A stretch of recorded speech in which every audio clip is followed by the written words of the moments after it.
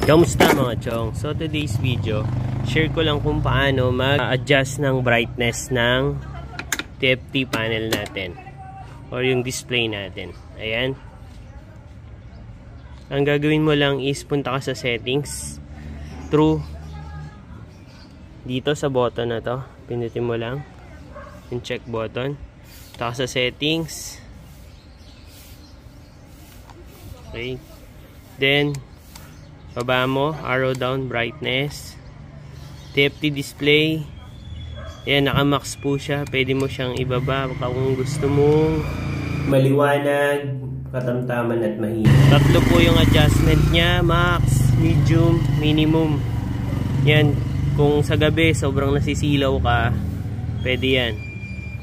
Yan, nasa gitna po yan settings yan. Ako nilagay ko sa max para pag tanghali kita ko. Okay, check mo lang yan. Then, speed meter. Ayan, para makita mo rin, naka-max din siya. Ayan, pwede mo siyang ibaba. Ayan, nakita niyo naman nagbabago. Ayan. Dito lang ako sa gitna. Okay, ayan. Tapos check mo lang.